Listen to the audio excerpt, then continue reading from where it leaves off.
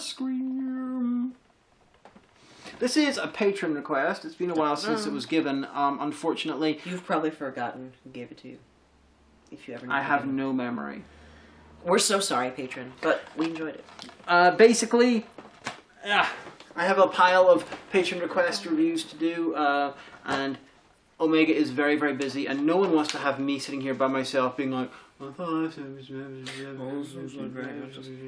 never actually sound like that. I'm only funny whenever I interact with people, especially if someone who I can bother. That's the story of my life, isn't it? Yeah. See, if Robin was here, I could be all like, Robin, let's watch 5 things in a row. Robin is so busy right now. I know. Robin's even busier than you are. Yeah, that's true. So, I got to pick a film to watch today out of the pile. Yep. And I picked that over, what was the commode monster? The butt monster? Cytomaniac. Yeah. Instead of Cytomaniac, I picked this. But, so, Scream from Sarajevo is actually a documentary, which, of course, perked my ears right up, because I love documentaries. And it's actually about... Well, it's about a concert, but... During the siege of Sarajevo in the Bosnian War. But that kind of sells it short, like... Because what you have to understand is my context for, like, the Balkans Wars was just... It was happening. Like, we talked about it in school. Like, we knew it was happening, and, like, things were happening in Europe. But no one ever told us why. And no one ever told us what the crack was. And no one ever told us why we didn't get involved. So the closest thing to context I got growing up was one day the Serbs decided to be cunts. We didn't even get that. Like, I was watching the news once, and they were talking about ethnic cleansing in the Balkans, and I'd never heard that phrase before. I was like, I think it was a tween, and I went and asked my mom, I was like, what's ethnic cleansing mean? And she's like, were you watching the news? And I was like, yeah. She's like, well, it means when one group of people tries to eradicate another group by killing them all. And I was like the Holocaust. And she's like, yes, the Holocaust is a perfect example of ethnic cleansing. And she couldn't yell at me for watching the news, because I was like, I think like 12 or 13 by then, so, I mean... Yeah. But yeah, so I really, and to this day, I think I should probably find out about that, because the only context I have is that, you know, the Serbs just kind of came and decided to want to murder everyone. Obviously, it's much more complicated and I'm like, that. why, I know that the UN was there, but why didn't they do anything? Like, and we were talking about this while we were watching the film, and then I was like, yeah, but then how many people are saying, gosh, why doesn't America do something about Yemen? And I'm like, yeah, that's a good point. Well, they are. They're giving stuff to Saudi Arabia. That's a good point. But yeah, so basically, the documentary kind of started out talking to a lot of people from Sarajevo who were teens and tweens at the time. Yeah. And, like, their context for the beginning of the war, their context for their lives, their context for music, because there was kind of like this pseudo-normal life under the siege. So, like, there came to a point where, like, this is just how things go. And they were like, you know, we got into music. We've been listening to all these bands and stuff like that. We started making our own music, you know. If you found out, okay, in 5 days we're going to have electricity for an hour, you know, this one guy was like, I brought my electric guitar into that room and I played it for as long as I could, just as long as we had electricity. And so it was, like, so important for them under the context of this horrific siege. And there was the people describing utter elation whenever they weren't actually in danger for a little while. They were feeling elated about during the whole time, and you gave an explanation for this. Oh yeah, well, so like a few people were saying, yeah, but the war was like some of the best times of my life. I'm like, oh my gosh, the culture that existed there during the war, it was so different, and I miss it.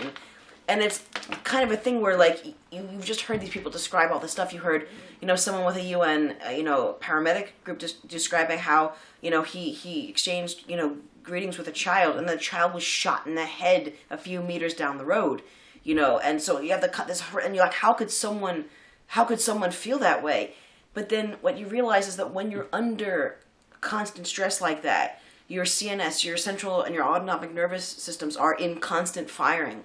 And that kind of stress is good for you in the short term, because more adrenaline, you can rise to the occasion, you can do things, you can if you have to lift something heavy off someone who's injured, you can pull off that kind of thing. But in the long term, it is very damaging to your body. You're not meant to exist in that kind of fight or flight all the time. But there's a lot of chemicals, there's a lot of brain endorphins, you know, that come with, you know, close encounters, being under stress like that. So I can see how, you know, you would look back on something like that, a sustained period of CNS activation, of trauma interspersing with normalcy. And it's like that old deal, like what the philosopher said, you know, if you drink fine food or wine or have sex or something, you experience pleasure and it's great. But if all of you've known since you were born was the experience of someone hitting you in the hand with a hammer, the moment they stop, that's pleasure. That's got to feel amazing. And then if you would have like fine food or wine or sex or some other kind of thing, that would feel like euphoria to you. Because it's not even pleasure, it's a level above pleasure.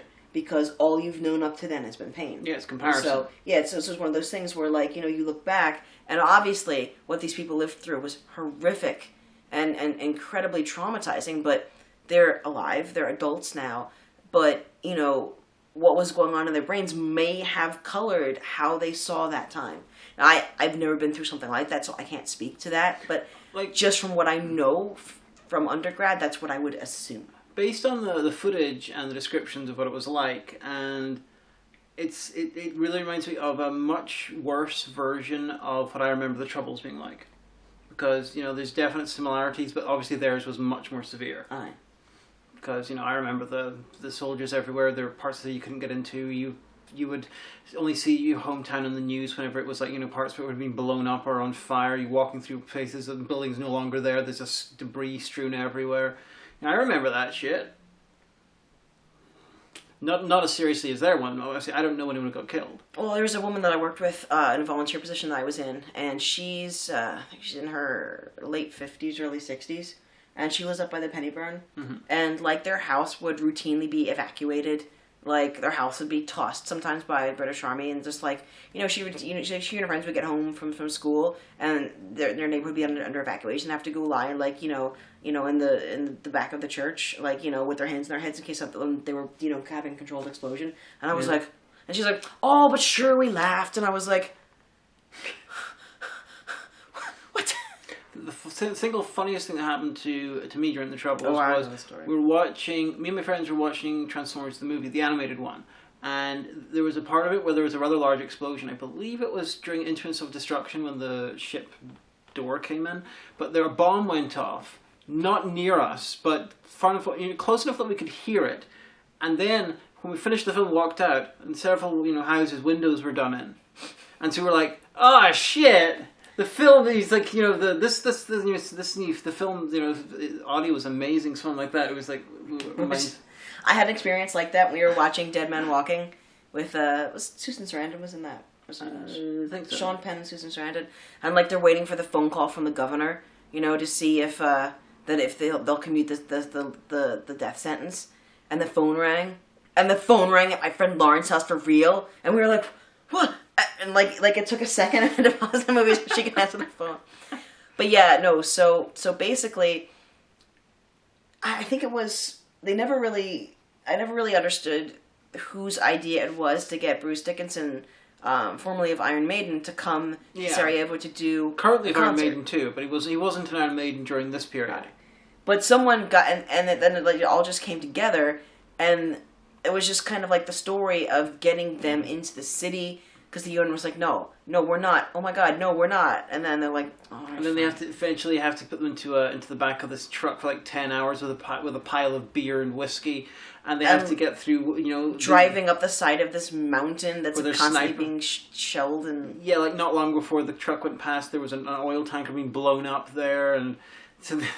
They were originally supposed to helicoptered in, but unfortunately they were not able to because of the RAF was like, we can't do it. It's either weather or military that couldn't do it, and. They were also talking about how it was really possible that, you know, the building they were doing the actual concert in might have been shelled and stuff like that. There was like, you know, snipers. They're like, they were, you know, they said to the bassist, one of the British Army guys, who was fantastic, by the way, because he has that British Army mustache as well, and he just looked like he looked like Colonel Lethbridge Stewart a little teeny bit, like in the pictures of him from the time, and he just like this big English doof. But, like, you know, he was saying, oh, you see that line, that mark up there with the flag? And the bassist is like, yeah. He's like, oh, that's a Serbian front line. And he's like, oh, cool, yeah, that's great. I've never been this close to front line. Oh, no, fantastic. And he's like, well, you know how we're watching them? And he's like, yeah. He's like, well, they're watching us. But the difference is that they're watching us through the scopes of sniper rifles, and your man's like, oh, right, so, yes, anyway. Yes. Because you got the two main British military guys. You got that guy who's like, these are the two main British ways of doing war. He was army. He was English, and he was army. The other guy was Scottish, and he was a UN paramedic.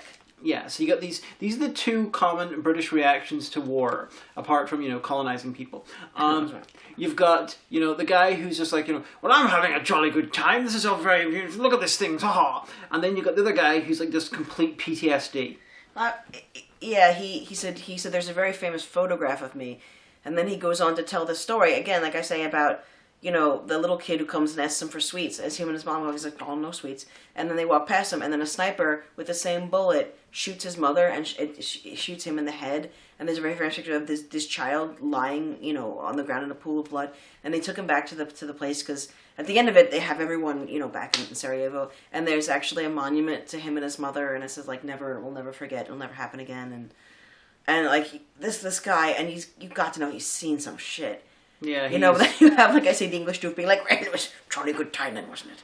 Yeah, he didn't say jolly good time, but he was very upbeat about the Scottish guy is basically not far removed from the footage you see of World War I guys with shell shock. But the thing that I really liked about this is it didn't really... It kind of didn't make the war itself a focus. Yeah. But it was such an important part that you couldn't disentangle that from the story of the concert. Like the first chunk of it is just the backstory to the war. Like giving you context. And then you bring into the ridiculousness of trying to smuggle this, fairly successful English rock band into this country. And it's an odd... The editing, it's sort of like, it's an odd whole. Yeah, but it comes together kind of chronologically. And then, so they tell the story of the concert, and there's, like, like really grainy, like, VHS footage of it, and, just, so, then one of the guys, looks like he's a sound engineer and musician, still lives in Sarajevo, and they play it for him on a laptop, and he just immediately, like, a tear comes down his face, and all of them talked about how important that was, and how much that meant to them, that, like, they said, one guy said, for me, the war ended right there, and it was just, like, that powerful. And then they had everybody back at the end, back in Sarajevo, and looking at all these places, looking down from the mountain where they could have easily been shelled to death. That the cemetery where snipers would just pick people off, that the front line would move backwards and forwards through this cemetery. And it was very affecting, Yeah, and like not everyone, most of the people from Sarajevo who went to the concert were metal fans, but not all of them. I think it was more of a symbolic thing that they, going in there to try and have a piece of normality, Yeah, like word spread like a few hours beforehand, because they couldn't really announce, have any press about this, because then the Serbs would really want to shell the place. Serbs could shell the place, so they were like, we've got to be safe about it. Word of mouth was like, oh, some English person, and the metalheads would be like, Bruce Dickinson, yeah, I think that was it. They're like, fucking what? Except, not in English. Yeah, and they sort of I spent half the film trying to work out whether Bruce Dickinson was in Iron Maiden at this period or not, because I knew that he left around this time, and they kept talking about Iron Maiden, and having Iron Maiden flags and stuff, and finally worked out, no, it's when he wasn't in it, but it took me a long time. They really should have specified he was not in Iron Maiden at the moment, because I was like, ooh, maybe Steve Harris will turn up. Ooh. Now see, I'm not into metal, I didn't recognize. I was like, oh, literally a third of the way through, I was like, was this guy in Iron Maiden? Is that why they were talking? And you're like, oh. Yes, that's Bruce Dickinson. I don't know. But the music, the music was good. And you said they basically went through and found all his They found all his ballady type stuff. See, I listened to that. I don't like metal because it's screechy and screamy and I can't hear the lyrics. Iron Maiden. That's why I like power metal, because you can actually hear what they're saying. Iron Maiden is new wave of British heavy metal, which is basically one of the genres that progenited hair metal. No, it's before that. New wave of British heavy metal is harder than hair metal. Hair metal grew out of it. So did power metal, so did thrash. Where does Ozzy Osbourne fall? He was old wave of British heavy metal. Okay. So it's between hair metal and Ozzy Osbourne. If you narrate the show. I like Iron Maiden. I'm not a fan of Dickinson's solo work. Well, the stuff I would actually download some of those songs or listen to them on Spotify because they're really nice. Because I don't like screechy stuff. I don't like screamy stuff. I need to be able to hear what people are saying. His Iron Maiden stuff is not screechy. Okay. The screechy vocals evolved after Iron Maiden. They evolved, with... Is that a glam rock thing? Well, there's falsetto, but falsetto has been around since before that. No, the screechy black metal type vocals probably originate with bands like Venom and Death. Yeah, like the kinds of stuff that's always being made. Okay, this is gonna date me so much. The kind of stuff that's always being made fun of on like Homestar Runner, because like Strong Bad had like that pretend band Limousine that he was in. Like we were made to understand that like all of the bands that he liked were parodies of like that kind of 80s like. Yeah, I watched Homestar Runner back when it was first out. That's how fucking old I am. But I'm really, usually Patron reviews are something really shit that, the patron either like, oh, I want to see what their reaction is, or oh, I hope they give this a good drubbing, or oh, I unironically like this and I want to see what they think. Or something that they really enjoy and they really like and they just want to know what we think. And I think that this falls into the latter category because it was really good. It was really compelling. And there's one it's a good documentary. And there's one guy who I thought was a local from Sarajevo, but he turns out he was an Italian from somewhere else who might have come in with the band. I must have missed the bit where they explained who he was. He's a photographer. But I also spent a chunk of the film trying to work out if he was gay or just an artist. Or both. He seemed like a nice enough guy. Oh, yeah. But the cool thing was that both the bassist, whose name I forget, which is terrible. What a trope for the bassist, you don't know his name. And your man Dickinson were both like talked about how profoundly this affected them. That they went back home and it was like Christmas in a few weeks, and your man said like, people were saying, oh, well, what are they having a war for? It's almost Christmas, and they said that's a kind of opinion that he would have had, but having seen it, he was like, how could you say that? How could you be worried about such trivial things as Christmas? And he said, I was only there for a few days. God, just imagine living through that. And your man Dickinson was like, I was so nervous to play because I thought, I'm used to going and doing concerts and stuff, but could I be everything that they needed me to be and they thought that I was for them? And I was like, wow, what a very artistic way to sum that up. Yeah. Because I guess if you're a role model, like if you're like, a superstar or like a rock star or even just a YouTuber, like a YouTube star, like, you're just yourself and oh, what are people looking up to me for? I'm shit.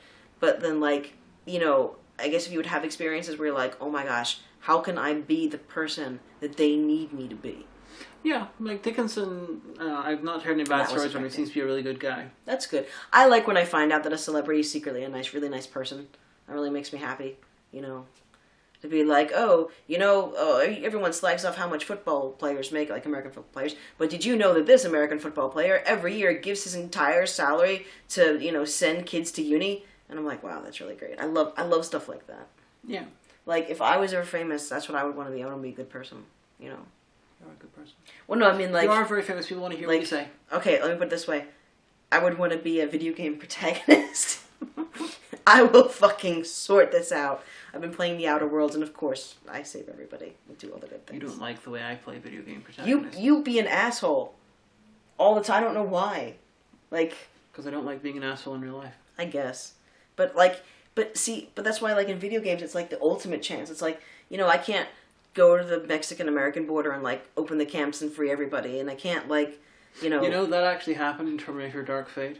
The heroes opened up a bunch of things, and it's filmed like it's a prison break. Oh, that's kind of really cool. But, like, the thing is, like, I can't do that. Like, I can't see somebody being slagged off on the street and be like, hey, you leave that minority person alone. Because I'm short and ineffective and not rich. But in video games, fucking yeah.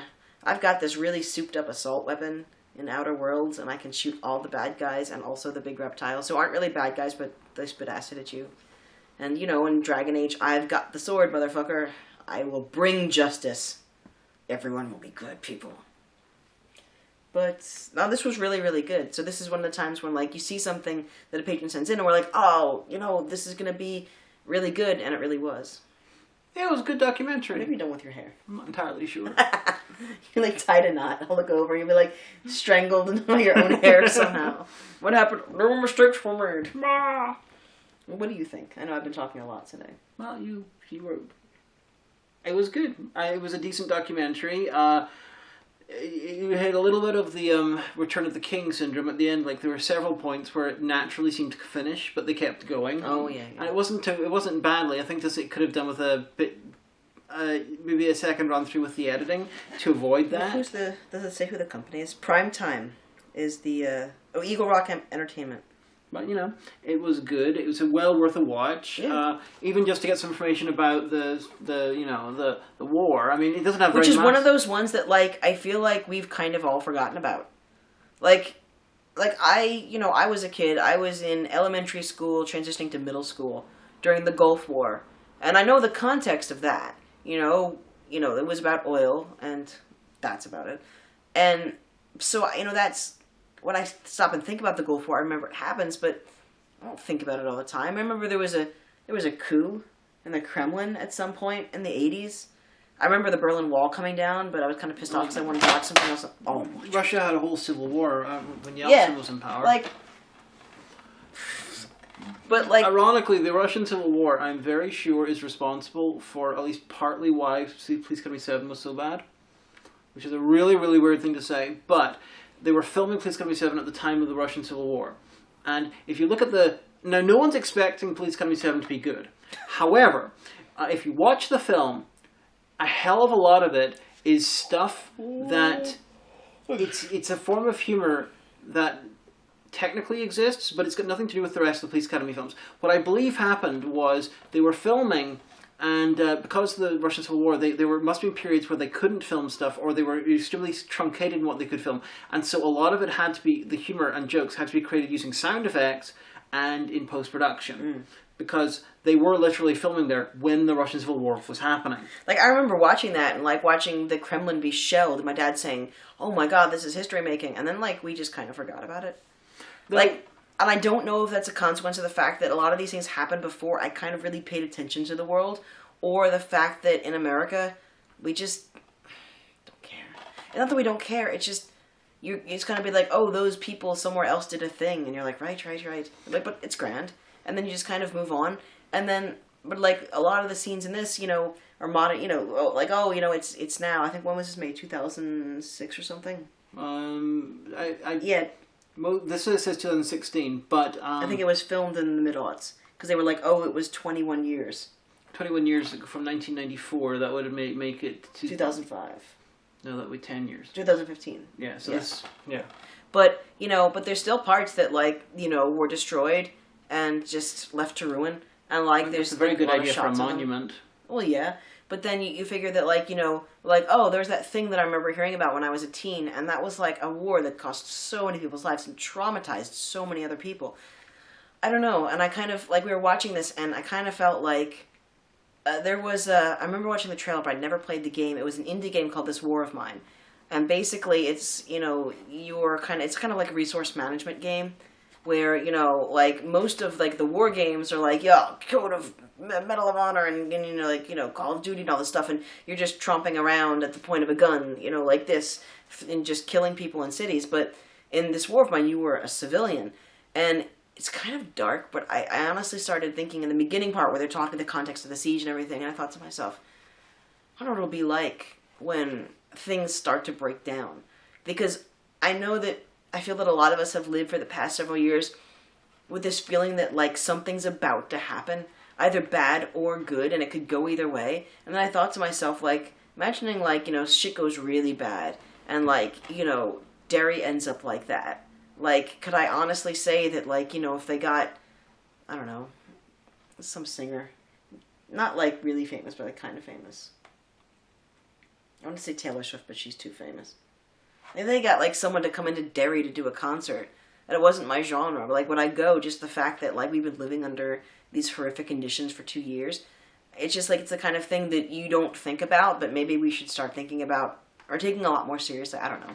It's sorry, Patron, if this is getting too heavy, but you picked the movie. It was a symbolic thing. Yeah. Though I can totally see someone taking the basic storyline of this and doing some sort of a Hangover type comedy following the band. Now, not making an actual adaptation. Doing a heavily fictionalized version, not setting it in in Bosnia, not having Iron Maiden, or not having Bruce Dickinson. But the idea, if it was like a kind of like a Borat-esque, small European country that doesn't actually exist. Yeah, like a Malaysia kind of. Then you get a hero. You get comedians who are playing the band, and you do some sort of, thing. I could see someone could construct quite a good comedy film based on this concept. Yeah. Sort of a heartwarming dark comedy. Give it another 10 or 20. But yeah, so it was really, really good. So patrons, keep sending more stuff like that and less stuff like Sodomaniac. Sodomaniac. Although that was a gift. That was Yeah. only a patron request. Yeah, we have a few Georgia patron and requests. Joe in New Jersey. We have another couple of patron requests, which I'm going to get done whenever is possible. But right now we're sort of concentrating mainly on the cinema ones. But whenever I am able to tie Omega down and make her watch something, Boo. I'm tied down now. But yeah, so good choice, and I hope that this review has been, or this vlog has been all that you need and more. Now, unfortunately, we have one more thing to get to, and it's kind of getting tacked onto this because we have no other good reason. So, patron, you get a double. Now, we should probably shake this up. So, even though I'm in my 3rd year of my doctorate, of course, all of us went to the Freshers Fair this term to get free stuff. Because they just give you free stuff, and they don't ask, are you an undergrad? They just assume you're just here for stuff. So the goodie bag came with like an energy drink and a rape whistle, and like a lanyard, and a whole bunch of other stuff. Some like really useful stuff, and then this like really weird cosmetic bag. Like I have this stuff that shrinks your pores. I have to, you know what? I think I'll message Tara because she knows a lot about makeup. I don't know what to do with this, but also had like Nivea cream for men and like pore shrinker and like this other weird stuff, but. It gave us an energy drink and this stuff. Huel. Is there a best before date on it? Because we've had it for several months. We've only had it since September. That was only 2 months ago. I know. I doubt it's out. Actually, it was October. It was early October. I doubt it's. By December 15th. So we're still in date. Good. We're not actions or anything, but it's vanilla flavor, ready to drink complete meal, and this is big. This is 500 milliliters of this stuff. And it's got, per bottle, it's like 400 calories. So it is a meal replacement. 18.6 grams of fat. So that's like almost a third of your fat for the day. Jesus. 20% of your saturated. So almost 4 grams of saturated fat. There's a lot of mono and polyunsaturated fat, so the good fats. 33.9 grams of carbohydrates, but only 4 grams of sugar. So it's got to be all kind of like, I'm guessing, like complex carbohydrates. 5.7 grams of protein, so quite a lot of protein or fiber. 20 grams of protein. There's as much protein in here as there is in a tin of canned tuna. Very little salt, not under a gram of salt. Ingredients: water, pea protein, tapioca starch, gluten-free oat powder, rapeseed oil, flaxseed, MCT powder from coconut, chicory root fiber, micronutrient blend, and it's a million things in there. Brown rice flour, natural flavoring, emulsifier, sunflower lecithin, thickener is gellan gum, sweetener is sucralose, okay, so it's artificially sweetened. It's got like, I don't know if you can see that, but like all of those, there's vitamin D, there's riboflavin, there's iodine, there's your chloride, there's just your calcium, everything you need in life. This is vanilla flavor. So I was going to bin it, and I was going to see if you wanted it. And then you're like, we'll do it, let's try. And I was like, all right. All 26 essential vitamins and minerals, 20 grams of plant-based protein, slow-release carbs for energy, essential fats, fiber. But here's the thing. There's a fiber bar here called Fulfill, which is 200 calories, low sugar, as much protein as this, and it comes in like a million different flavors, including like caramel cookie dough and like brownie batter. So why you'd want this is another thing, but we should probably shake well. It's been sitting like in the kitchen for months. We've got that, and we've got something else. We have a better thing. It's mysterious. You can get a good workout just shaking this thing. That's probably good enough. You've got a lot of practice doing that. Best served. Would you stop that? So much practice. Once open, refrigerate and consume within 12 hours. Shake to wake. This is from Aylesbury, United Kingdom.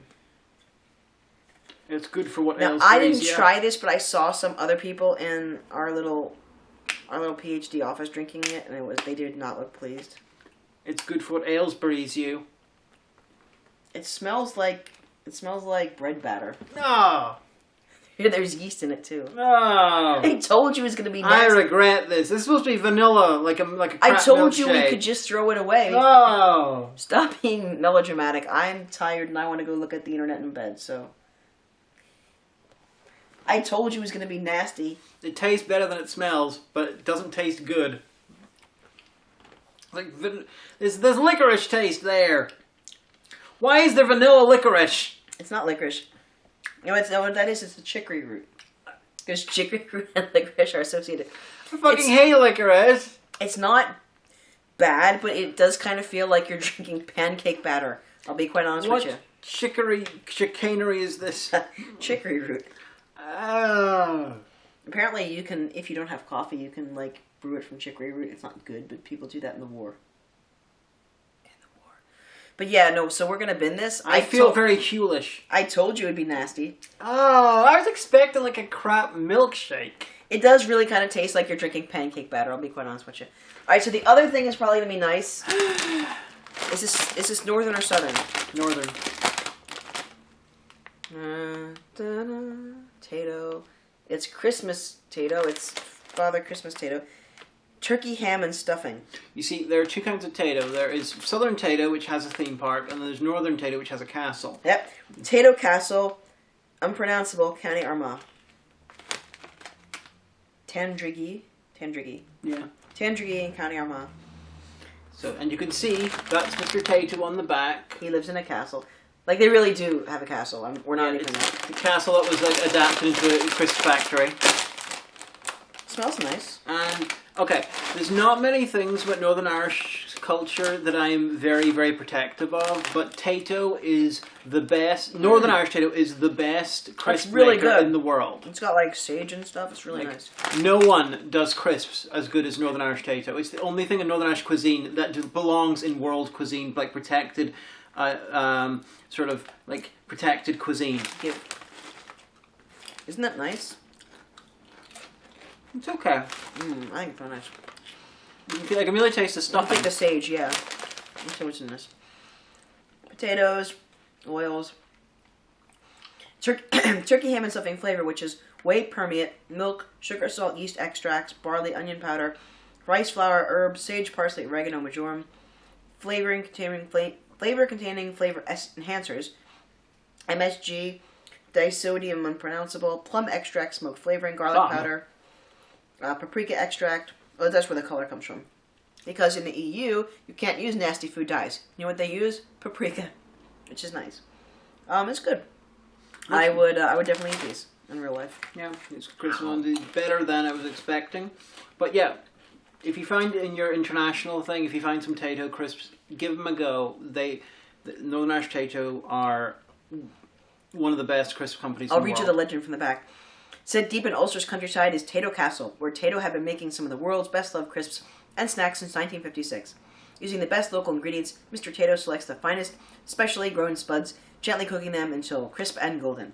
Finally, in a special part of Tato Castle, our crisps are given their unique secret flavoring, ensuring you get irresistible crisps every time. I want to go to Tato Castle because I'm pretty sure you can do like a tour. You can tour the factory. I'd be down. Because they have a lot of good crisps. So, that's been a totally... Smell it! I can't. Stop it. This has been a very confusing video, talking about the siege of Sarajevo and a documentary therein, PTSD and trauma. Heavy metal. But also Tato. So, I hope this was all you dreamed of and more, Patron. And that Hulish excuse for a drink. I told you I was going to throw it away. I told you it was going to be nasty. You were like, oh, it'll be funny on camera. And I was like, it'll be disgusting on camera. That thing, it smells worse than durian. No, it doesn't. Yes, it does. It smells like, the yeast in it smells like bread. It smells evil. It smells like when you haven't put the flour in yet and you're making bread. That's exactly what it smells like. But it's not nice. Evil. It's not evil. But just get yourself a fill bar instead. It instead. seeks to destroy us. You can find them for £1.75 at Gordon's Chemists. Every place else in the town has them for £2.30. Just saying. I doubt the people watching this are from Derry. Although there is at least one... You can get them in the Republic. Although there is at least a couple of people in Derry who do watch the show, because there's the woman who went to Teddy's wedding who recognised me. Oh yeah, that's right. there who probably watches the show. I don't know her, but she knows some people who know Teddy. And when I was wandering to town a while back, a guy I'm very sure recognized me from the show. Mm. I had my headphones on, so I wasn't able to really hear what he was saying, but I'm very sure he recognized me from the show and was, mentioned watching it or something like that. Mm. If that's you, hello, I'm sorry, I keep my headphones on when I'm wandering. I apologize for being standoffish if I was. I don't think that you were. So that's us, so I'm gonna go look at my phone in bed, because it is late. I'm gonna lie down too. Do I have to stand up and press the button again? Haha, oh, Jesus.